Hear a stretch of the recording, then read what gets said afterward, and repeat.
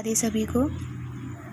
आइए कुछ प्रामाणिक किताबों से, जैसे रामचंद्र शुक्ल जी हैं, नगेंद्र हैं, बच्चन हैं आदि, इन महत्वपूर्ण किताबों से मैं कुछ प्रश्नों को क्रिएट कर रही हूँ।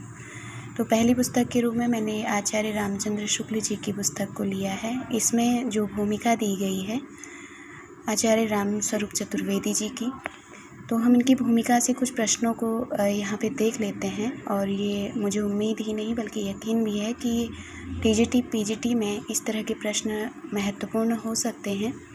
तो कुछ प्रश्न हैं, आइए इसको देखते हैं। पहला प्रश्न है, रामस्वरूप चतुर्वेदी जी ने किस दशक को आधुनिक हिंदी साहित्य के रचनात्मक विकास में अत्यंत महत्वपूर्ण कहा है।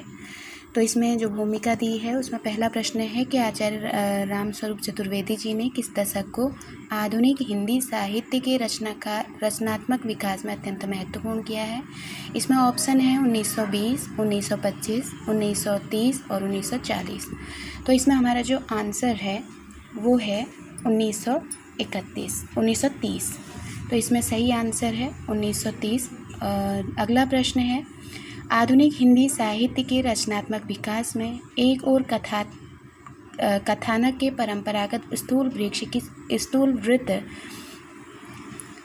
किसके हाथों में दृष्टि संपन्न कथाकृतियाँ बनते हैं। दूसरी ओर किसके यहाँ पिछले इतिवृत्तात्मक काव्य वर्णन सूक्ष्म अनुभूति के विधान के रूप में रहते हैं। तो यहाँ ध्यान देना है कि पहले वाला जो वृत्त कहा है उसमें पूछा गया है कि आधुनिक हिंदी साहित्य के संदर्भ में ये बात हो रही है और कहा जा रहा है कि इसमें आधुनिक हिंदी साहित्य में रचनात्मक विकास, इस शब्दावली को जब पकड़ लेंगे तो उत्तर निकालना हमारे लिए आसान होगा। तो यहाँ पे जो रचनात्मक विकास में है एक और कथानक के परंपरागत स्थूल वृत्त, तो कथानक के परंपरागत स्थूल वृत्त को दूसरा ध्यान रखेंगे, ये किसके हाथों में है। तो यहाँ पे किसके से अभिप्राय है कि वो कौन है जिसके उसमें रचनात्मक विकास में कथानक के परंपरागत स्थूल वृत्त मिलते हैं। तो एक आंसर हमारा किसके हाथों में है, तो एक आंसर हमको यहाँ से निकालना है। दूसरा इसमें पूछा गया है कि हाथों में दृष्टि संपन्न कथाकृतियाँ बनते हैं। और दूसरी ओर, अब दूसरा प्रश्न यहाँ निकल रहा है कि दूसरी ओर किसके यहाँ पिछले इतिवृत्तात्मक, तो इतिवृत्तात्मक का तात्पर्य है द्विवेदी युग से, पिछले इतिवृत्तात्मक काव्य वर्णन सूक्ष्म अनुभूति विधान का रूप ले लेते हैं। यानी जो इतिवृत्तात्मकता है वो सूक्ष्मता ग्रहण कर लेती है, वो किसके वहाँ पर। तो जो ये कथानक आ रहा है तो यहाँ से हम इसको पकड़ लेंगे कि ये प्रेमचंद्र जी हैं, ठीक है, ये प्रेमचंद्र जी हैं। तो यानी कि रचनात्मक विकास में एक कथानक के परंपरागत स्थूल वृत्त जिसके हाथों में है वो कौन है, प्रेमचंद्र। तो यहाँ उत्तर हो जाएगा प्रेमचंद्र के हाथों में दृष्टि संपन्न कथाकृतियाँ बनते हैं। तो दूसरी ओर किसके यहाँ पिछले से तात्पर्य है द्विवेदी युग से। तो द्विवेदी युग में इतिवृत्तात्मकता बहुत ज़्यादा थी। जब हम ये चीज़ समझ जाएंगे तो हमारे लिए जो उत्तर रहेंगे वो बहुत ईजी हो जाते हैं। तो पिछले इतिवृत्तात्मकता को जो काव्य लिखा जा रहा था उसमें सूक्ष्मता आई थी उसके बाद, यानी कि छायावाद काल में। तो छायावाद में वो 3 कवि थे, प्रसाद, पंत, निराला और महादेवी, ये 4 लोगों के उसमें। तो यहाँ उत्तर हो गया प्रेमचंद्र, प्रसाद, पंत, निराला, महादेवी। तो इसमें उत्तर 2 हैं, प्रश्न 2 बन रहे थे, मैंने इसको एक ही में समेट दिया है। बस ध्यान रखना है कि आधुनिक हिंदी साहित्य के रचनात्मक विकास में एक और कथानक के परंपरागत स्थूल वृत्त ये किसके हाथों में चल रहा था। तो बात आधुनिक की ही हो रही है, दोनों चीज़ें आधुनिक में ही हो रही हैं।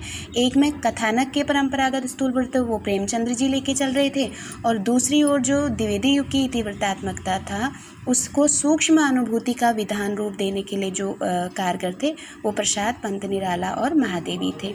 तो इसलिए इसका आंसर चौथा वाला हो गया, प्रेमचंद्र, प्रसाद, पंत, निराला, और जो ऑप्शन है ये सब गलत है। आगे हैं, ये प्रश्न सबको पता है। मैं रामस्वरूप चतुर्वेदी जी की जो भूमिका दी है उससे इसको उठाया है, तो सब कुछ बन रहा था तो मैंने इनको ले लिया है। वृत्त संग्रह शुक्लानुसार किसके ग्रंथ को कहा गया है। तो प्रश्न है कि वृत्त संग्रह शुक्लानुसार किसके ग्रंथ को कहा गया है। गारसा दत्तासी, शिव सिंह सेंगर, मिश्र बंधु और जॉर्ज ग्रियर्सन। तो ध्यान देना है, इन्होंने वृत्त संग्रह कहा है शिव सिंह सेंगर के ग्रंथ को, यानी कि शिव सिंह सरोज को। इसको शुक्ल जी ने सबसे छोटा यानी कि खाली वृत्त संग्रह नाम दिया है। इसके बाद दूसरा इन्होंने नाम दिया था बड़ा कवि वृत्त संग्रह। तो बड़ा कवियों का वृत्त संग्रह किसको कहा इन्होंने, किस ग्रंथ को शुक्ल जी के द्वारा कहा गया, तो इसमें भी ऑप्शन है शिव सिंह सेंगर, गारसा दत्तासी, ग्रियर्सन और मिश्र बंधु। देखिए बात वही है, वृत्त संग्रह ये भी है लेकिन बड़ा कवि लगा है, तो बड़ा कवि कहने पे हम लोग आंसर पे जाएंगे ग्रियर्सन के, तो आंसर हो जाएगा ग्रियर्सन। इसके बाद आता है बड़ा भारी कवि वृत्त संग्रह, यहाँ शब्द जुड़ रहा है भारी, तो भारी कवि वृत्त संग्रह शुक्लानुसार किसको कहा गया है, तो ऑप्शन ये चारों हैं, मिश्र बंधु हैं, महेश दत्त शुक्ल हैं, शिव सिंह सेंगर हैं, ताशी हैं, तो यहाँ पे भारी ग्रंथ कहा है मिश्र बंधुओं के लिए। यहाँ पे थोड़ी सी बात अगर मैं बता दूँ तो रामस्वरूप चतुर्वेदी जी कहते हैं कि एक वृत्त के रूप में जो चल रहा था वो वृत्त थोड़ा बड़ा वृत्त हुआ और फिर उससे भी बड़ा हुआ, ये क्रम तो चल ही रहा था और इसको समेटने का जो प्रयास किया था, वो इन व्रतों को समेटने का जो प्रयास किया था वो शुक्ल जी ने किया था, ऐसा रामस्वरूप चतुर्वेदी जी कहते हैं। अगला प्रश्न है, किन रचनाओं से साम्यता दिखाते हुए चतुर्वेदी जी ने शुक्ल जी के इतिहास ग्रंथ के आरंभिक अंश को, ध्यान रखिएगा जो शुक्ल के इतिहास में आरंभिक अंश आया है, तो इस शुक्ल के इतिहास जो चतुर्वेदी जी हैं रामस्वरूप चतुर्वेदी जी, इन्होंने किन रचनाओं को आधारित किया है, वो किन रचनाओं को आधार देके कह रहे हैं कि शुक्ल ने जो इतिहास ग्रंथ लिखा है उसका आरंभिक अंश को हिंदी पाठक की जाति स्मृति का अंग बनना कहा है। तो ये कौन से 3 ग्रंथ थे, ऑप्शन है आपके पास गोदान है, कामायनी है, 1 या 2 है, मतलब गोदान और कामायनी है, या फिर राम की शक्ति पूजा है, या फिर सारे हैं। तो यहाँ पे ध्यान देना है कि जो ये ऑप्शन दिया है ये महत्वपूर्ण हो सकता है क्योंकि नया प्रश्न भी है कि हम जान रहे हैं कि शुक्ल जी की पुस्तक में जो आरंभिक अंश है वो इन्होंने कहाँ से, मतलब जो चतुर्वेदी जी हैं वो आरंभिक अंश जो शुक्ल के इतिहास का है वो किन रचनाओं के साथ इनकी साम्यता दिखाए हैं, तो ये इनमें तीनों की साम्यता देखने को मिलती है, गोदान की भी, कामायनी की भी और राम की शक्ति पूजा की भी, इन तीनों की। इसलिए इसमें 1 और 2 यानी कि गोदान कामायनी गलत होगा और इन तीनों में से कोई ऑप्शन नहीं होगा बल्कि होगा सभी, यानी कि गोदान के साथ भी साम्यता की है इन्होंने, कामायनी के साथ भी और राम की शक्ति पूजा के साथ भी। किस चीज़ को, जो शुक्ल के इतिहास में उनका आरंभिक अंश है, वो आरंभिक अंश अगर आप लोगों को स्मरण करा दूं तो वो पंक्ति इनकी है, जबकि प्रत्येक देश के साहित्य का विकास, उनका आता है ना, जबकि प्रत्येक देश के साहित्य का विकास, इस तरह से इनकी ये आरंभिक पंक्ति है, इसी के संदर्भ में ये चीज़ कही गई है। अगला प्रश्न देखते हैं, आचार्य शुक्ल ने रीतिकालीन किस कवि की रचना को साधारण श्रेणी के पाठकों के लिए माना है। यहाँ ध्यान देना है, 2 चीज़ें ध्यान में देखनी, एक तो हमको ध्यान रखना है रीतिकालीन, ठीक है, और दूसरा हमको ध्यान देना है कि साधारण श्रेणी, तो किस रीतिकालीन कवि के संदर्भ में शुक्ल जी ने इसको साधारण श्रेणी के पाठकों के लिए माना है। तो ऑप्शन है आपके पास बनारसी दास, कादिर, ब्रजवासी दास और मुबारक, तो इसमें आंसर हो जाएगा रीतिकालीन कवि ब्रजवासी दास, ठीक है। तो बहुत महत्वपूर्ण प्रश्न है कि रीतिकाल के किस कवि को की रचना को शुक्ल जी ने साधारण श्रेणी के पाठकों के लिए कहा है, तो ब्रजवासी दास के। अगला प्रश्न है, रीतिकाल के उपसंहार में शुक्ल ने किन रीतिकालीन कवियों की रचना को बाजारी शब्द से उद्बोध किया है। ये भी महत्वपूर्ण प्रश्न है क्योंकि ऐसे शब्द, बाजारी शब्द से एक कवि की रचना को मतलब उसकी जो रचना की क्षमता है वो उच्च कोटि की नहीं रहती है, बाजारी शब्द ही एक तुच्छ वर्ड है। तो इसमें जिसको बाजारी शब्द के बाजारी शब्द से जिसको उद्बोध किया है शुक्ल जी ने, वो किन कवियों की रचनाओं को कहा है, तो ऑप्शन है आपके पास, 1 बोधा, 1 घनानंद, 1 ग्वाल, 1 और 3, यानी कि बोधा और ग्वाल या सभी को। तो इसमें से आपको ध्यान रखना है कि शुक्ल जी ने बोधा के लिए भी ये शब्द का प्रयोग किया है, इनकी बोधा की रचनाओं को भी बाजारी कहा है और यहाँ पे ग्वाल के लिए भी कहा है। ये बहुत मोस्ट हो सकता है क्योंकि बाजारी शब्द का प्रयोग इन्होंने ग्वाल की और बोधा की रचनाओं के लिए कहा है। अगला प्रश्न है, ब्रजवासी दास की कौन सी रचना है जिसे शुक्ल जी ने साधारण कोटि के पाठकों के लिए माना है। अभी पहले हम पढ़े थे कि किसकी रचना को श्रेणी से पाठक का है, अब ब्रजवासी दास की कौन सी रचना थी, ब्रज माधुरी थी, ब्रज रत्नाकर थी, ब्रज विलास थी या ब्रज मंगल थी, तो इनकी ब्रज विलास थी, ठीक है, ब्रज विलास। अगला प्रश्न है, गुप्त साम्राज्य के ध्वस्त होने पर हर्षवर्धन, जिनका मृत्यु संवत 704 के उपरांत भारत का कौन सा भाग भारतीय सभ्यता व बल वैभव का केंद्र रहा? पूर्वी, पश्चिमी, उत्तरी, दक्षिणी। तो ये बहुत सिंपल सा क्वेश्चन है। इसमें पश्चिमी भाग था, ये उन्नति के क्षेत्र में रहा था। अगला प्रश्न देखिए, कन्नौज, दिल्ली, अजमेर, आन्हलवाड़ा आदि बड़ी बड़ी राजधानियाँ किस ओर प्रतिष्ठित थी? अगर ये केंद्र पश्चिमी रहा है तो ये भी प्रतिष्ठित राज्य भी पश्चिम की ओर ही होंगे। तो पूरा पश्चिम, उत्तर, दक्षिण, इसमें भी कन्नौज, दिल्ली, अजमेर, आन्हलवाड़ा ये बड़ी बड़ी राजधानियाँ पश्चिम की ओर थी। तो यहाँ उत्तर हो जाएगा पश्चिम। अगला प्रश्न है, चारण व भाट कवियों द्वारा जिस भाषा में रचना होती थी वह शिष्ट भाषा थी। यह शिष्ट भाषा प्रचलित मानी जाती है पूर्वी भाग में, पश्चिमी भाग में, उत्तरी भाग में, दक्षिणी। तो अभी तक हमारी पूरी रचना पश्चिम भाग को लेके चल रही हैं, तो यहाँ भी शिष्ट भाषा पश्चिमी भाग की ही होगी। याद रखिएगा, ये बड़े महत्वपूर्ण, इनमें से कुछ भी बन जाए तो पश्चिमी भाग को याद रखिएगा। शुक्लानुसार प्रारंभिक काल का जो साहित्य हमें उपलब्ध होता है उसका आविर्भाव उसी भूभाग में हुआ है। यहाँ उसी भूभाग से क्या तात्पर्य? तो उसी भूभाग से तात्पर्य आदिकाल से है, भक्तिकाल से, पश्चिमी से, दक्षिणी से है। तो ये उसी भूभाग मतलब पश्चिमी भूभाग से है। तो शुक्ल भी मानते हैं कि जो प्रारंभिक काल का साहित्य उपलब्ध होता है वो पश्चिमी भाग से होता है। ठीक है, ये ध्यान रखना है कि शुक्ल ने प्रारंभिक काल का इतिहास कहाँ से हुआ है, तो ये पश्चिमी भाग। अगला प्रश्न देखिए, हर्षवर्धन के उपरांत ही साम्राज्य भावना देश से अंतर्निहित हो गई थी और खंड खंड होकर कौन से राजपूत राज्य पश्चिम की ओर प्रतिष्ठित थे जो अपने प्रभाव की ओर वृद्धि के लिए परस्पर लड़ा करते थे? तो हर्षवर्धन के उपरांत कौन से थे? गहरवार थे, चौहान थे, चंदेल थे, परिहार थे, सभी थे। तो ये चारों वंश जो आते हैं, ये चारों के चारों वंश उस समय प्रतिष्ठित थे। गहरवार भी, चौहान भी, चंदेल भी, परिहार भी। तो इसलिए ऑप्शन हो जाएगा यहाँ पे सभी। ये चारों के नाम हमको ध्यान रखना है, वहाँ पे चोल कर देगा तो हमारा गलत हो जाएगा। इसलिए गहरवार, चौहान, चंदेल और परिहार, इन चारों को हमको याद रखना है। अगला प्रश्न है, किस लेखक ने अपने इतिहास ग्रंथ के संदर्भ में कहा है कि छात्रों के उपयोग के लिए मैंने यह संक्षिप्त नोट तैयार किया है? हजारी प्रसाद, गणपति, शुक्ल जी, कोई नहीं। तो इसमें आंसर होगा शुक्ल जी। आप लोगों को पता है कि शुक्ल जी ने जो अपना इतिहास ग्रंथ लिखा था, पहले वो इतिहास ग्रंथ ना होकर के एक नोट्स के रूप में तैयार हो रहा था, लेकिन वो इतना विस्तृत हो गया था कि उसको इतिहास ग्रंथ के रूप में परिवर्तित करना पड़ा था।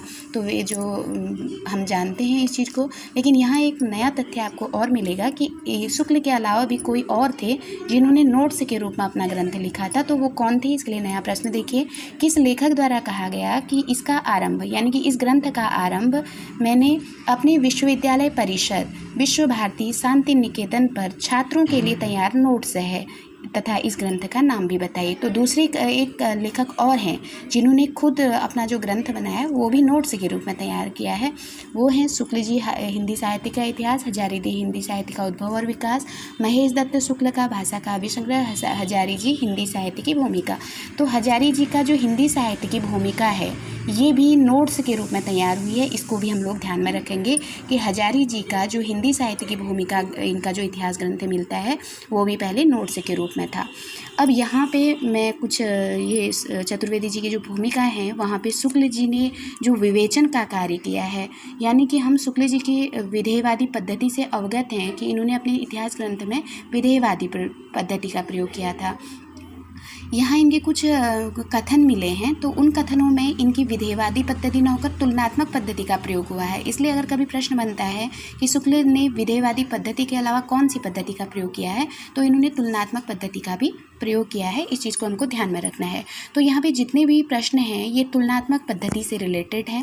तो यहाँ मैं लिख भी दी हूँ कि ये तुलनात्मक विवेचन के संदर्भ में इनके ये जितने भी कथन पढ़े जा रहे हैं केवल ये तुलना के संदर्भ में शुक्ल जी ने कहे थे। तो पहला इनका देखिएगा, आचार्य राम, ये कथन मैं पढ़ रही हूँ, ध्यान रखिएगा कि किससे हैं। आचार्य रामचंद्र शुक्ल अपनी व्यावहारिक आलोचना में भी और इतिहास लेखन में भी इसका बड़ा सटीक परिचय देते हैं। क्रमिक और किसी कदर तुलनात्मक विवेचन में, आलोचना में, मतलब किसके लिए कहा है? ये रामस्वरूप चतुर्वेदी जी का कथन है। वो कहते हैं कि क्रमिक और किसी कदर तुलनात्मक विवेचन के संदर्भ में। ये मैंने ब्रैकेट में इसलिए लिखा है क्योंकि ये चीज़ पहले आ चुकी थी। तो क्रमिक और किसी कदर तुलनात्मक विवेचन की आलोचना विवेक में शुक्ल, ये रामचंद्र स्वरूप जी क्या कहते हैं कि आचार्य रामचंद्र शुक्ल अपनी व्यावहारिक आलोचना में भी, इतिहास लेखन में भी इसका बड़ा सटीक परिचय देते हैं। किसका? तुलनात्मक विवेचन का बड़ा सटीक परिचय देते हैं। विशेषता एक प्रवृत्ति के अंतर्गत सक्रिय या समकालीन लेखकों के मूल्यांकन में वे दोनों पक्ष के वैशिष्ट्य और उनकी सीमाओं का भी अकुंठ विवेचन करते चलते हैं। ये कथन है रामस्वरूप चतुर्वेदी जी का। और इन्होंने ये क्यों कहा है? क्योंकि ये कहते हैं कि रामचंद्र शुक्ल ने तुलनात्मक विवेचन किया है। एग्जाम्पल के तौर में उन्होंने वहाँ पे बताया है कि जैसे सूर तुलसी विषय तुलनात्मक अध्ययन किया है, और आधुनिक काल को लेकर के इन्होंने गद्य व्यवस्थापक रहे हैं। उनमें नाम आता है महावीर प्रसाद द्विवेदी जी और श्याम सुंदर दास जी का। तो वहाँ भक्तिकाल आता है तो वहाँ सूर तुलसी और जायसी में इन्होंने तुलनात्मक अध्ययन करते हुए कथन कहे हैं। वैसे ही महावीर प्रसाद द्विवेदी और श्याम सुंदर दास को लेके भी जो विवेचन किया है उसके संदर्भ में ये तुलनात्मक अध्ययन और आलोचना के संदर्भ में रामस्वरूप चतुर्वेदी जी का शुक्ल के संदर्भ में ये मत है। अगला हम कथन देखते हैं। अब जो इनके तुलनात्मक हैं सूर तुलसी और जायसी और महावीर प्रसाद द्विवेदी श्याम सुंदर दास, इनको लेकर जो इन्होंने कथन कहे हैं जिसमें हम तुलनात्मक संबंधी वो भाव पाते हैं। तो उसमें प्रथम कथन है, प्रसंगों की जो नवीन उद्भावना सूरसागर में पाई जाती है वह तुलसी के किसी ग्रंथ में नहीं मिलती। देखिए तुलसी और सूर में कंपैरिजन कर दिया है। कहते हैं कि प्रसंगों की जो नवीन भावना सूरसागर में पाई जाती है वह तुलसी के किसी ग्रंथ में नहीं मिलती। कथन किसका है? तो ये रामचंद्र शुक्ल जी का कथन है। ध्यान रखिएगा, तुलनात्मक विवेचन के आधार पर कहे हुए हैं। अगला प्रश्न देखिए, सूर की बड़ी भारी विशेषता है नवीन प्रसंगों की उद्भावना। प्रसंगोद्भावना करने वाली ऐसी प्रतिभा हम तुलसी में नहीं पाते। फिर तुलसी के साथ ये कंपैरिजन हुआ है, ये कथन भी है शुक्ल जी का। अगला कथन देखिए, यह सूचित करने की आवश्यकता नहीं कि न तो सूर का अवधि पर अधिकार था और न जायसी का ब्रजभाषा पर। अब ये कथन आ रहा है तुलसी, शूर और जायसी पे इन्होंने तुलना कर दी है। ये तुलसी को यहाँ पे सर्वांग पूर्णता दिखा रहे हैं, यानी कि तुलसी के अंदर जो विशेषताएं हैं वो न सूर पे पाई जाती हैं कह रहे हैं, न जायसी पर। तो इसीलिए कथन देखिएगा, अगर पूछ लिया किसके संदर्भ में है तो तुलसी के संदर्भ में है। तो कहते हैं कि यह सूचित करने की आवश्यकता नहीं कि न तो सूर का अवधि पर अधिकार था और न जायसी का ब्रजभाषा का, यानी कि सूर केवल ब्रजभाषा में लिख रहे, सूर क्या कहते हैं ब्रजभाषा में लिख रहे थे और जायसी केवल अवधि में लिख रहे थे। वो एक एक भाषा में लिख रहे थे, लेकिन तुलसी ऐसे कवि थे जो अवधि और ब्रजभाषा दोनों में लिख रहे थे। और इस कथन का उद्देश्य क्या है कि इसमें तुलसी की सर्वांगपूर्णता, तुलसी की शैली चयन, तुलसी की भक्ति पद्धति आदि को लेकर के उन्होंने तुलसी के संदर्भ में ये कथन कहा है। कथन किसका है? शुक्ल जी का है। अगला कथन है, लोक संग्रह का भाव उनकी भक्ति का अंग था। फिर ये तुलसी के संदर्भ में ही इनका कथन है शुक्ल जी का। लोक संग्रह का भाव उनकी भक्ति का अंग था, कृष्णोपासक भक्तों में इस अंग की कमी थी। फिर सूर के साथ तुलना करते हुए इन्होंने इसको कहा है, शुक्ल जी का कथन है। अगला कथन देखेंगे अब जायसी के बारे में। वहाँ सूर का, पहले सूर को बड़ा बना दिया तुलसी से, अब तुलसी को यहाँ पे बड़ा कर रहे हैं सूर से। अब जायसी के लिए क्या कहते हैं कि जायसी की अक्षय कीर्ति का आधार पद्मावत, जिसको पढ़ने से यह प्रकट हो जाता है कि जायसी का हृदय कैसा कोमल और प्रेम की पीर से भरा हुआ है। ये कथन है शुक्ल जी का। यहाँ प्रेम की पीर शब्द को हम लोग ध्यान में रखेंगे, क्योंकि प्रेम की पीर का कवि इन्होंने बहुतों को, जब रीतिकाल में जाते हैं हम लोग घनानंद वगैरह के लिए भी इस शब्द का प्रयोग करते हैं। बस हमको ध्यान रखना है कि शुक्ल ने प्रेम की पीर का शब्द का प्रयोग जायसी के लिए भी किया है। अगला इनका एक कथन है, जायसी का क्षेत्र तुलसी की अपेक्षा परिमित है, छोटा है, पर प्रेम वेदना उनकी अत्यंत गूढ़ है। ठीक है, तो यहाँ ध्यान रखना है, जायसी का क्षेत्र तुलसी की अपेक्षा परिमित है, पर प्रेम वेदना उनकी अत्यंत गूढ़ है। जायसी की जो प्रेम वेदना है वो कैसी है? अत्यंत गूढ़ है। ये शुक्ल जी का ग्रंथ है, कथन है। कहाँ से है? तो जायसी ग्रंथावली की भूमिका से लिया गया है, ये हमको ध्यान रखना है।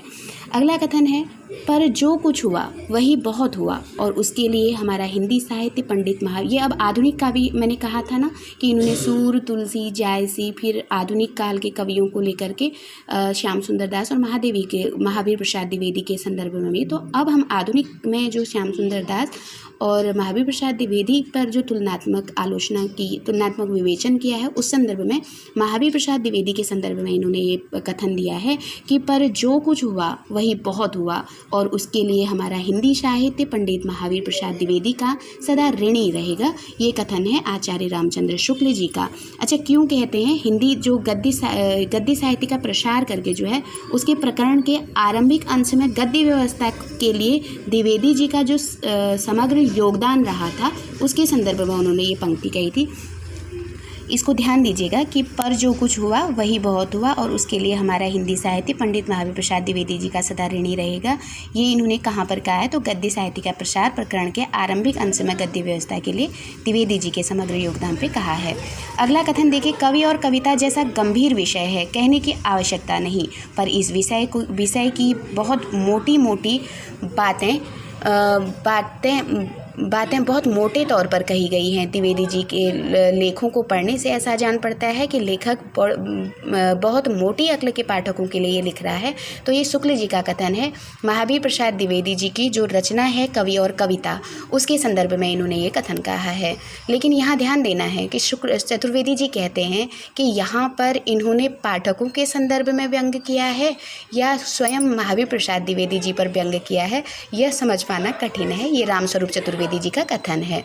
अगला कथन देखिए, श्याम सुंदर दास के लिए कहते हैं कि आधुनिक सभ्यता के विधानों के बीच की लिखा पढ़ी के ढंग पर हिंदी को ले चलने में आपकी लेखनी ने बहुत कुछ योग दिया। बाबू साहब ने बड़ा भारी काम लेखकों के लिए सामग्री प्रस्तुत करने का किया। शिक्षा उपयोगी 3 पुस्तकें, भाषा विज्ञान हिंदी भाषा 3 पुस्तकें, भाषा विज्ञान हिंदी भाषा और साहित्य आलोचन भी आपकी लिखी संकलित है। ये कथन भी श्याम सुंदर दास जी के लिए शुक्ल जी का है। तो गद्य में इनका क्या विवेचन रहा, उसके संदर्भ में इन दोनों में इन्होंने तुलना करके बताया है। बस हमको ध्यान रखना है कि भाषा विज्ञान हिंदी भाषा और साहित्य आलोचन, ये तीनों पुस्तकें लेखन का काम श्याम सुंदर दास ने किया। आज के लिए हम इतना ही